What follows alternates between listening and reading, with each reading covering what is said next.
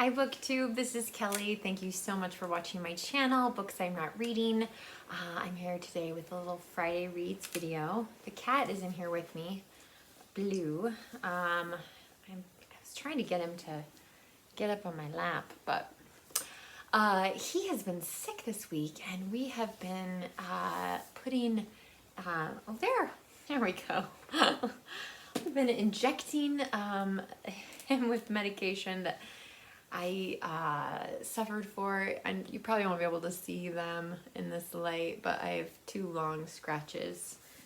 Yeah, you gave me two big scratches from one attempt at getting medication into him. So anyway, one of the medications we have to give him permanently. But the other two, the ones that are like syringes in his mouth, or whatever, we're nearing the end of those, thank God. So it's been a rough week. I don't know, has it been a rough week for you? It's just, man, just lots of stuff. And I know those of you who listen to me on Bookstore, thank you for your patience and understanding. Yeah, so hearing me kind of vent about things a little bit, and yeah, a little bit.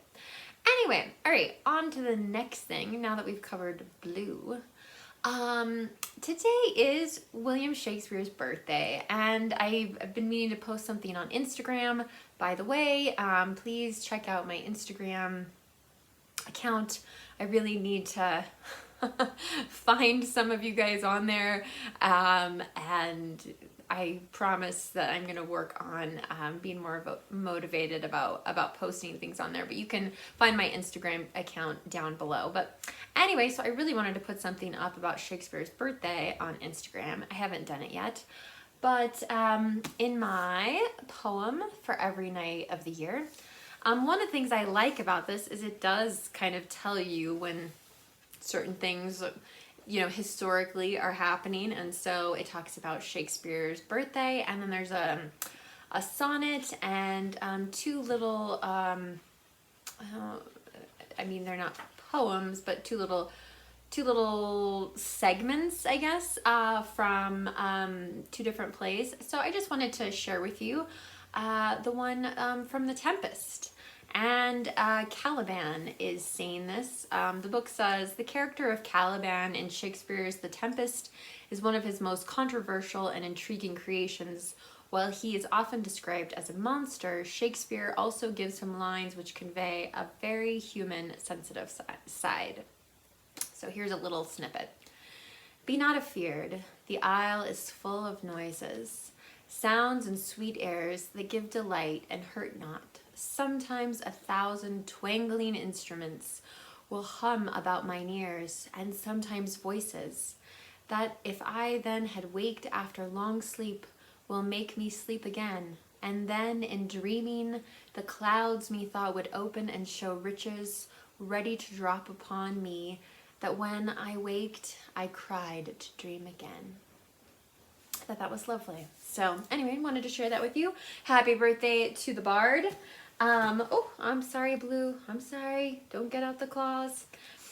The next thing I wanted to share, in case you didn't know, and I don't know if this is just a US thing or if it's an international thing, but tomorrow is Independent Bookstore Day.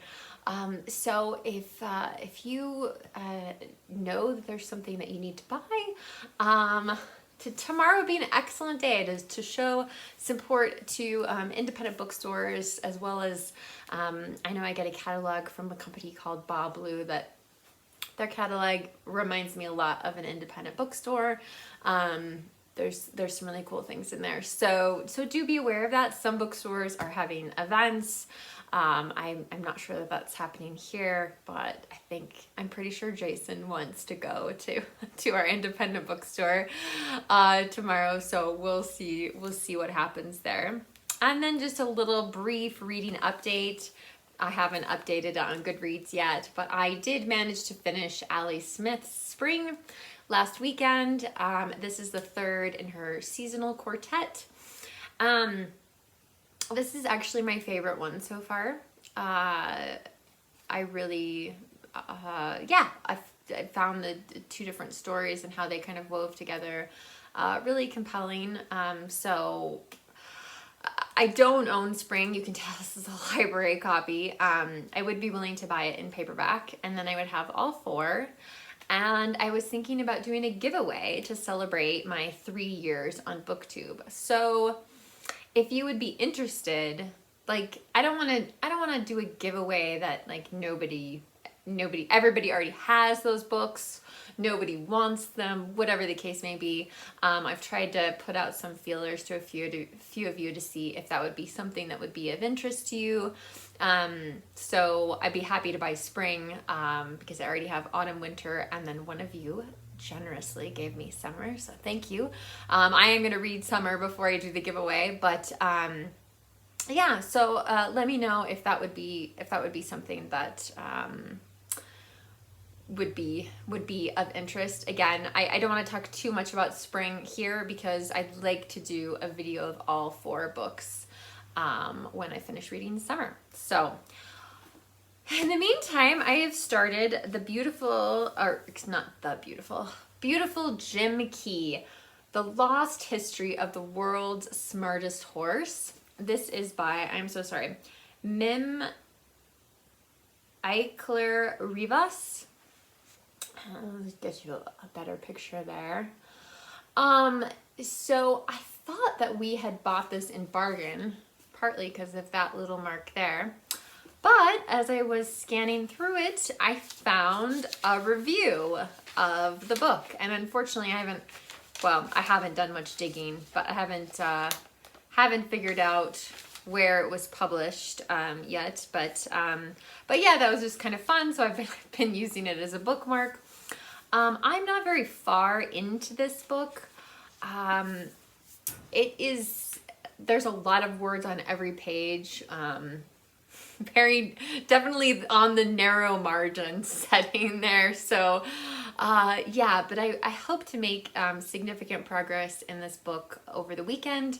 Part of it too, like this week, I in addition to blue scratching me, I jacked up my shoulder. I'm like, after I finish making this video and uploading it, I plan to take a long nap. But I am enjoying Jim Key. Now, we know that I have a penchant for horse books. And so I don't know, like I said, I can't remember when or where we got this. I've had it for a long time. So it is one of my high priority books to read this year. And even though I think the author so far is being just really maybe too many details, do I really need to know what the weather is like every single day? No, I don't need to know what the weather is. But it does remind me a little bit of Seabiscuit in the fact that the story is not just about the horse, but also, the people who are part of the horse's life, I guess, if you will. And obviously, we can't know what the horse is thinking. We can't hear his perspective on things. I have to say, though, obviously, I still think the horse is a pretty freaking compelling character in this nonfiction book. Just to give you an inkling, the first time that his owner, whose name is Doc Key, well, that's what everyone calls him, Doc Key. I think his first name is William. But anyway, the first time he kind of catches on to the fact that the horse might be smart, the horse, Jim, has watched Doc Key play with his dog. And they played fetch, and he was training him to do, sit and play dead and roll over and those sorts of things. And then several months later, I mean, it's not a year, but it's definitely, you get the sense that it's a significant chunk of a year. So months and months after the fact, Doc is having a really bad day. He's really sad about something, and turns around and the horse is there with the same stick that he had used to play fetch with his dog.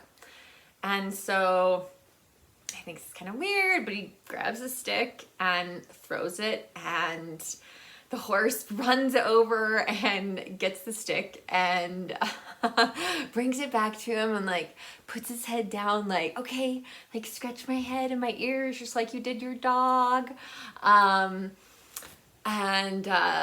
The horse like tries to sit and play dead and roll over and all of these things. And just to show him like he was paying it, like the horse is trying to, I guess, trying to communicate to him like I was paying attention. Like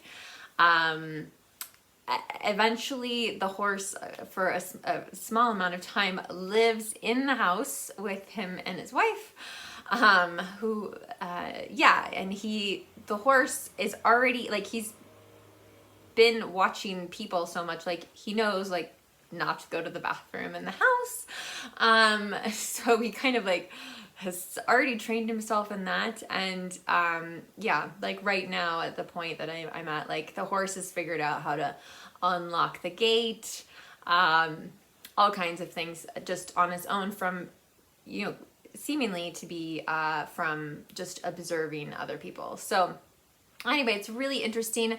Apparently Jim Key, the promotions and all the performances that they did were really instrumental. It really helps that whole kind of movement in America to grow, that cruelty to animals is wrong.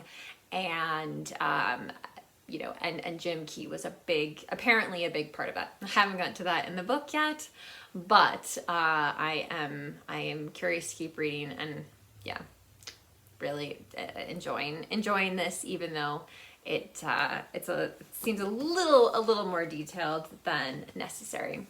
All right, now it's your turn in the comments section down below. What are you doing this weekend? Are you planning to go to your independent bookstore? What are you going to be reading? Are you going to be binge watching something on TV? Blue wants to be here again. I don't know. Maybe he feels bad for scratching me. Anyway, here, let's see if I can move the camera down just a tiny bit.